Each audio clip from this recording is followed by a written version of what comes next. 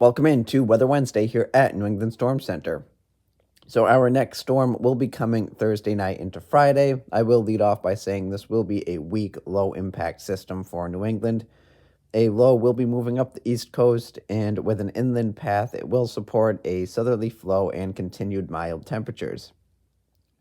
This will support mainly rain showers for much of New England.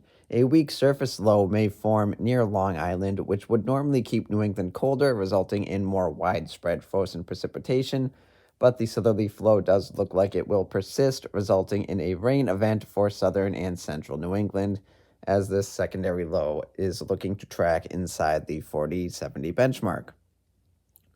This low will help keep snow showers around for areas further north. The system will likely begin as snow showers for most of New England Thursday night, but a changeover to rain is expected from south to north. There is some uncertainty in with how quickly the changeover happens and how far north the changeover gets.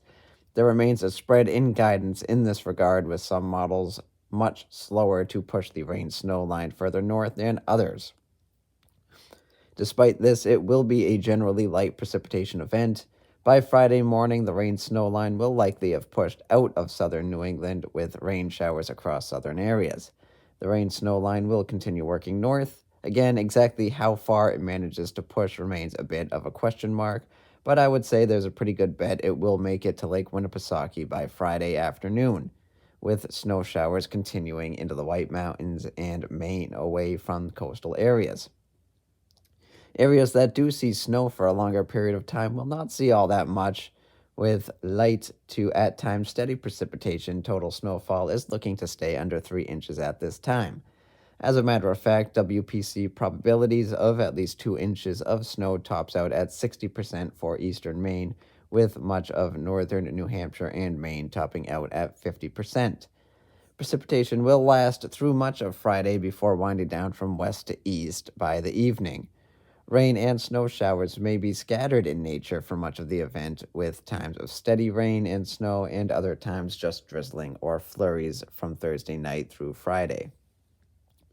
Precipitation will hold on longer across eastern Maine, where it may come down for much of Friday night as the low deepens near Nova Scotia. Eastern Maine will likely see their most snow out of this system from wraparound snow showers Friday evening into the night.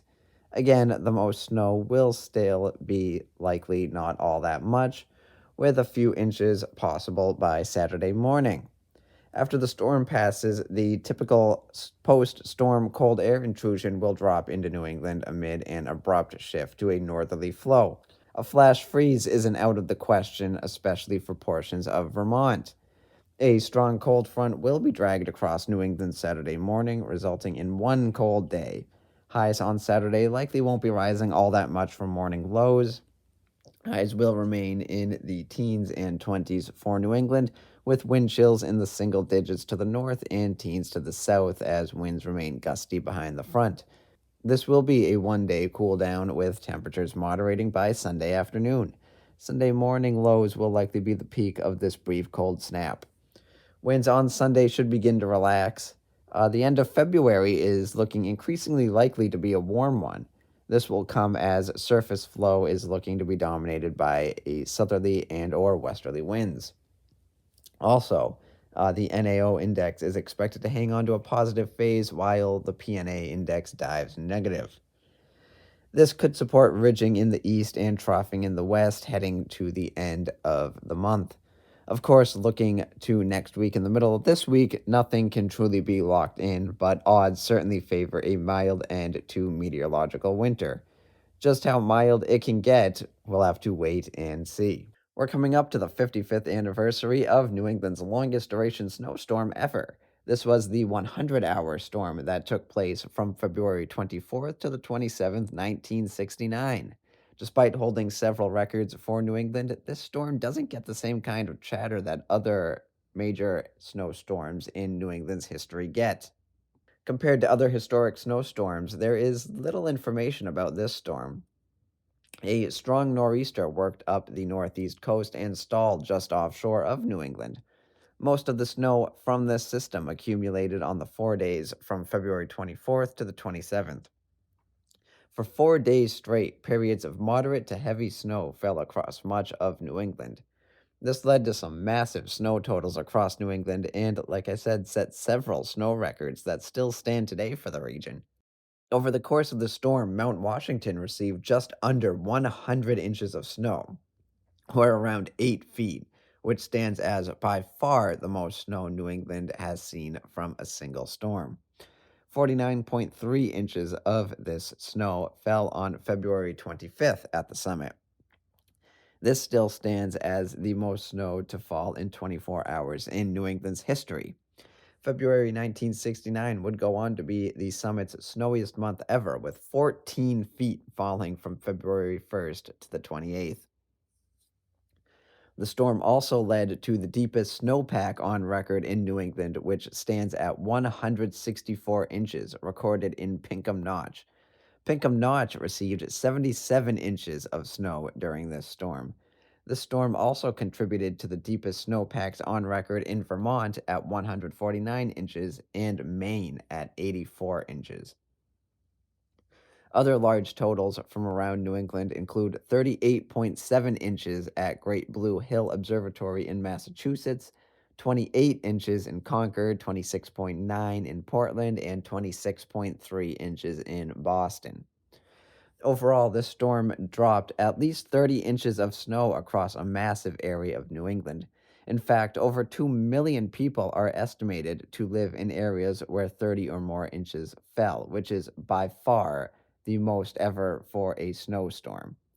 The storm of the century in 1993 is second on this list, with about 730,000 seeing at least 30 inches. So the 100-hour storm more than double the amount of people that saw 30 inches of snow. This storm has been given a regional snowfall index score of 34.03, making it the highest ranked storm ever in the Northeast. Among the areas most impacted by this storm was the White Mountains of New Hampshire. Several roof collapses were reported in and around the city of Berlin. This includes a warehouse, a bottling plant, a garage, and most notably, the Notre Dame Arena.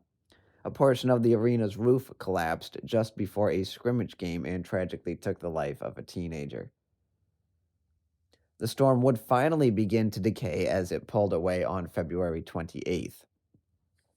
The storm was remarkable as the storm grounded to a halt in the Atlantic. Nor'easters can slow down as they pass New England due to blocking and strengthening, but to sit over New England for days on end is nearly unheard of.